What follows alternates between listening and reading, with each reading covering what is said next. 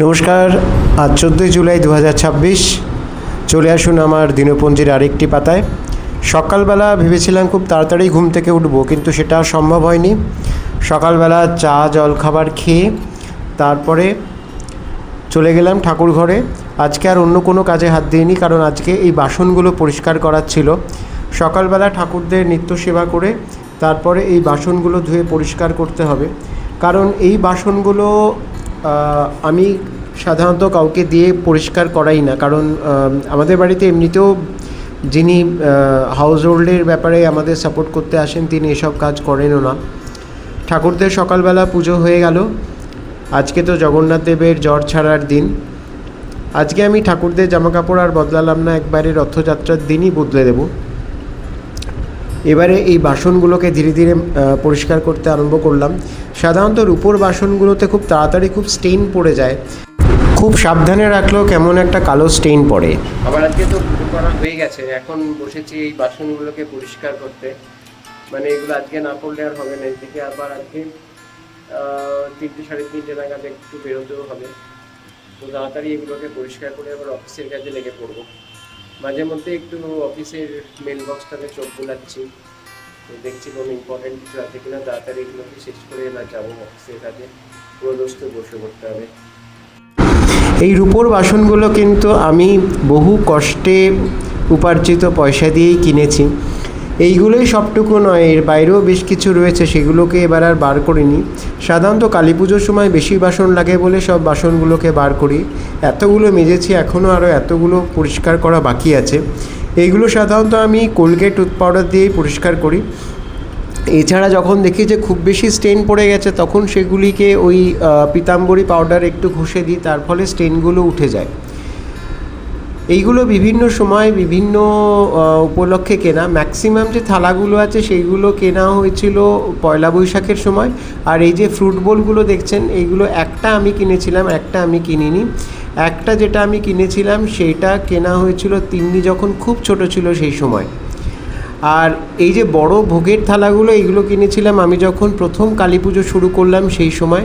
তখন রূপোর দামও অনেক কম ছিল, এতটা গায়ে লাগতো না। কিন্তু এখন যা দাম বেড়ে গেছে, এবছর পয়লা বৈশাখে তো একটা ছোট্ট রূপোর বাটি কিনে নিয়মটা রক্ষা করতে হলো। সে যাই হোক, এইগুলো সব জালান ব্রাদার্স থেকে কেনা। এই যে পেছন দিকে এদের সিল লাগানো রয়েছে। আর আমি চেষ্টা করি এই বাসনগুলো নিজে হাতেই পরিষ্কার করার, কারণ কাকে দেব পরিষ্কার করতে, সে কিভাবে করবে না করবে। মানে লোকের হাতে দিলে কি হয়, একটা স্ক্র্যাচ পড়ে যাওয়ার সম্ভাবনা থাকে। সব কাজ শেষ করে চলে এলাম লাঞ্চ টেবিলে। আজকে ছিল ট্যাংরা মাছ, সেই সঙ্গে উচ্ছে ভাজা, কাঁকরোল ভাজা আর আমের টক। এই দিয়ে দুপুরবেলা মধ্যাহ্নভোজ সেরে আবার লেগে পড়লাম অফিসের কাজে। অফিসের কাজের ফাঁকে একটু জানলার ধারে এসে দাঁড়িয়েছিলাম, দেখলাম আমাদের লাগোয়া যে ছাদটা আছে সেটাতে যে হোর্ডিংটা আছে সেটা রেনোভেশনের কাজ চলছে। লোকজন এই বৃষ্টির মধ্যেও রিস্ক নিয়েই কাজ করছে, কোমরে দড়ি বেঁধে বেঁধে। আমার এই জাল দেওয়া জানলার মধ্যে থেকে খুব একটা ভালো করে ক্যামেরাতে ধরা পড়ছিল না। দুজন কাজ করছিল আর একজন আনমনা হয়ে বসেছিল কার্নিশের ধার ঘেঁষে। আর আমাদের যে ডিশ অ্যান্টেনাটা আছে, যেটা এখন কোনো কাজে লাগে না, সেখানে তবলা বাজাচ্ছিল। যাই হোক, যার যেভাবে দিন কাটে। বিকেলবেলা ভাবলাম বেরোবো, কাজ শেষ করে হঠাৎ নামলো এক পশলা বৃষ্টি। বৃষ্টিতে তো রাস্তাঘাট ভিজলই, সেই সঙ্গে থামারও কোনো লক্ষণ দেখছি না, কিন্তু আমাদের বেরোতেই হবে। মোটামুটি এখন ঘড়িতে 6:45 মতো বাজে, তবুও বাইরে বেশ আলো রয়ে গেছে।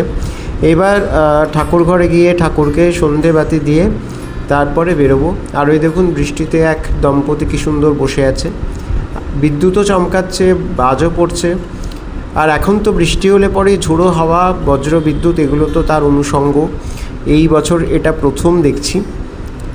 সন্ধেবেলা চলে এলাম ঠাকুর ঘরে, ঠাকুরকে সন্ধে প্রদীপ দেখালাম, দেখিয়ে এবার বেরোতে হবে, কারণ আজকে বাজারটা একটুখানি সেরে রাখতে হবে। চলে এলাম গুপ্তা ব্রাদার্সে। এটা গোপালনগরের গুপ্তা ব্রাদার্স, আমাদের বাড়ির খুব কাছেই। সেখানে গিয়ে পুজোর মিষ্টির অর্ডার দিলাম। ওরা পুজোর দিন অর্থাৎ বৃহস্পতিবার 11টার মধ্যে মিষ্টিগুলো দিয়ে দেবে। আরও বেশ কিছু মিষ্টি কিনতে হবে, সেগুলো আগামীকাল যখন ফুল কিনতে যাব তখন কিনবো। এরপর এসেছিলাম লেক মার্কেটে, আর লেক মার্কেটের বাইরেই দেখলাম এই জমজমাট রথের বাজার। বিভিন্ন সাইজের বিভিন্ন ধরনের রথ বিক্রি হচ্ছে। সবচেয়ে ছোট যে রথটি সেটির দাম হচ্ছে 200 টাকা, আর এগুলো একটু দরদাম করেই কিনতে হবে। আর বড় রথগুলো সাধারণত তারও বেশি, 1000 টাকার রথও আছে, যেগুলো 3-4 তলা, সেগুলো 1000 টাকা করে চাইছিল।